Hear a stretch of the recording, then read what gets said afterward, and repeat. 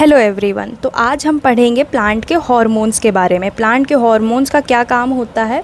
तो जैसे हमारी बॉडी में जो हार्मोन्स होते हैं उनका काम होता है कंट्रोल करना और कोऑर्डिनेट करना चीज़ों को, वैसे ही प्लांट हार्मोन्स का भी काम होता है उनकी बॉडी में चीज़ें कंट्रोल करना और कोऑर्डिनेट करना कि कब सीड जर्मिनेट करना है या कब स्टेम एलोंगेशन करना है या कब राइपनिंग ऑफ फ्रूट्स करने हैं। ये सारे काम कौन करते हैं? प्लांट के हार्मोन्स करते हैं।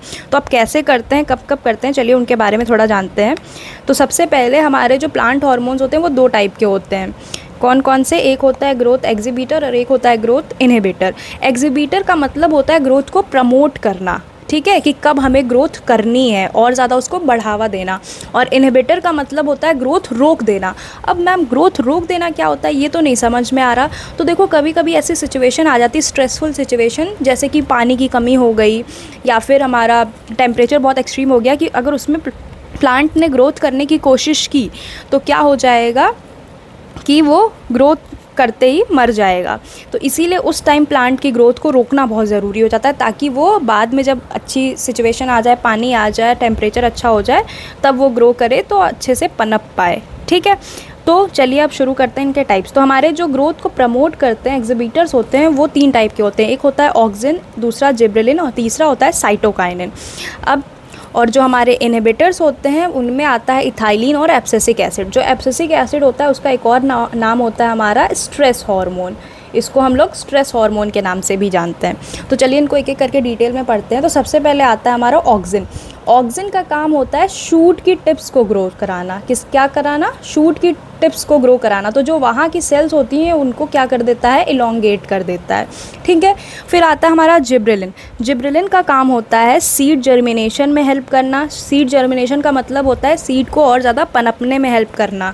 ठीक है, उसके अलावा स्टेम्स की इलोंगेशन करता है, ये स्टेम्स को बढ़ाता है, ग्रो कराता है, और फ्रूट और फ्लावर के डेवलपमेंट में भी हेल्प करता है। अब जब सीड जर्मिनेट करेगा, पनपेगा, तो उसी से तो फ्रूट और फ्लावर्स बनेंगे ना, तो ये उसी चीज़ में हेल्प करता है। फिर आता है हमारा साइटोकाइनिन। साइटोकाइनिन का काम होता है सेल को डिवाइड करना। अब हमें पता है कि अगर ग्रोथ करानी है तो एक सेल से दो सेल, दो सेल से चार सेल बनना ज़रूरी है ना, तो ये उन्हीं में हेल्प करता है। उसके अलावा ये क्या करता है? एजिंग को डिले करता है। जैसे हमारे यहाँ एक्टर एक्ट्रेसेस क्या करते हैं, बहुत सारा ट्रीटमेंट लेते हैं एजिंग को डिले करने के लिए, वैसे ही प्लांट में क्या होता है, एक हार्मोन होता है जो क्या करता है, उनकी एजिंग को डिले करता है। फिर आता है हमारा एब्सिसिक एसिड, जिसको क्या बोलते हैं? स्ट्रेस हार्मोन बोलते हैं। ये क्या काम करता है? स्टोमेटा को क्लोज कर देता है। अब ये स्टोमेटा क्यों क्लोज करता है? तो अभी जैसे मैंने बताया कि कुछ स्ट्रेस सिचुएशन आ जाती है, जैसे कि पानी की कमी हो गई, तो अब जो प्लांट के अंदर बचा हुआ वाटर है उसे अगर स्टोमेटा खुला रहेगा तो वो क्या करेगा? उससे इवेपोरेट हो जाएगा। तो उसको बचाने के लिए, क्योंकि उस बचे हुए वाटर से या प्लांट को काम चलाना है ना, तो उसको बचाने के लिए ये क्या कर देगा? स्टोमेटा को क्लोज कर देगा, ताकि पानी बाहर जाके इवेपोरेट ना हो। ठीक है, दूसरा ये क्या काम करता है? सीड्स की डॉर्मेंसी में हेल्प करता है। अब जैसे कि टेम्परेचर नहीं मिल रहा है, पानी नहीं मिल रहा है, तो सीड अगर पनपेगा तो पनपते ही वो क्या हो जाएगा? मर जाएगा। तो इसीलिए वो क्या करता है? सीड को मैसेज पहुंचाता है कि थोड़ी देर के लिए, जब तक कि सिचुएशन अच्छी नहीं हो जाती, तब तक तुम क्या करो? ग्रो मत करो। ठीक है, अभी डोरमेंट ही रहो। फिर आता है हमारा इथाइलिन। इथाइलिन का क्या काम होता है? राइपनिंग ऑफ फ्रूट्स, मतलब फ्रूट्स को पकाने में मदद करता है ये। और जब फ्रूट्स पक जाते हैं तो उसके बाद फ्रूट्स और लीव्स को क्या करता है? शेड करने में हेल्प करता है ये।